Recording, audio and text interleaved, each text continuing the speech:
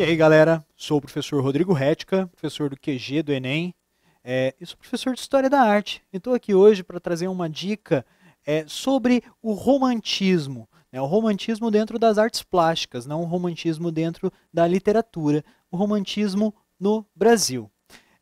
O romantismo ele foi um movimento que iniciou, né, na Europa. Ele começou ali dentro, muito fortemente dentro da literatura e da filosofia, logo ele se espalhou para as outras artes, né, a pintura, a arquitetura, a escultura e até mesmo dentro da música. E de um modo geral, ele cresceu em todo o mundo ocidental. Ele não ficou restrito simplesmente à Europa. Chegou com muita força na América do Norte e aqui no Brasil. Ele chegou no Brasil um pouquinho atrasado, né? Naquela época a gente não tinha internet, então as coisas elas demoravam um pouquinho mais para chegar para transitarem entre um lugar e outro, então demorou um pouquinho para chegar aqui no Brasil. Na Europa ele aconteceu no comecinho ali do século XIX, foi até mais ou menos a metade do século XIX, e aqui no Brasil ele chegou na metade do século XIX e permeou a nossa arte a partir de então. Uma das pessoas que mais utilizou o romantismo ao seu favor foi Dom Pedro II. Dom Pedro II, ele se valia da estética do romantismo para criar histórias sobre o Brasil. Isso daí não era ruim. Afinal, ele precisava despertar um sentimento de cidadania dentro das pessoas. Ele precisava fazer as pessoas encararem o Brasil como uma terra-maneira. Ele começou a fazer isso contando histórias, encomendando quadros que representassem feitos históricos, como a independência do Brasil, como a chegada dos portugueses aqui.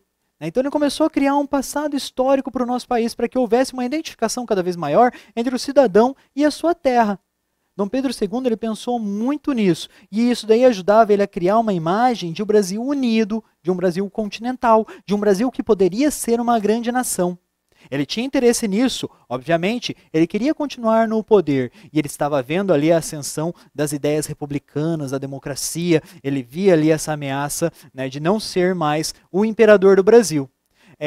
Tanto que a gente tem alguns exemplos de quadros que representam algumas cenas do final ali do Império. Eu trouxe um quadro para vocês, para a gente debater hoje aqui, que representa bem esse momento do finzinho do Império, que foi ali a libertação dos escravos. Este é um quadro do Pedro Américo. Este quadro ele nem chegou a ser concluído. Isso daí que vocês estão vendo é um borrão. Pedro Américo ele pintava muito bem. O borrão dele já é uma grande obra. Reparem ali na libertação dos escravos. A gente tem ali os escravos ali ajoelhados perante uma figura mitológica, e o romantismo ele trabalhava muito com essa questão da alegoria, da metáfora. Então o Pedro Américo ele faz uso desses elementos para criar uma cena que mostra ali uma entidade branca libertando esses negros. E se a gente aproxima a imagem, a gente consegue ver o quê? A gente vê um demônio ali derrotado, caído atrás das pessoas negras. Reparem aqui.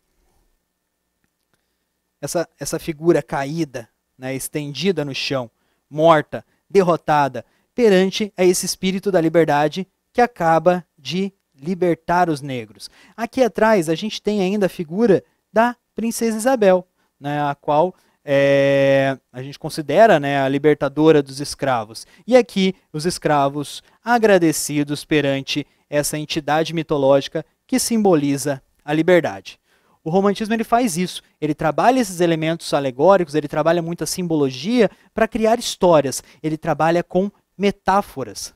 Esse é o grande objetivo do movimento, trabalhar o subjetivo, trabalhar a metáfora, trabalhar a simbologia para explorar o sentimental do homem. Por isso que a gente associa o romântico ao sentimento, não necessariamente sentimentos relacionados ao amor, mas qualquer tipo de sentimento, independente de sua origem.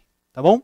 Galera, para aprender um pouco mais sobre isso, para se aprofundar mais em História da Arte e em outras disciplinas essenciais para o Enem, você pode procurar o nosso site, enem.com.br.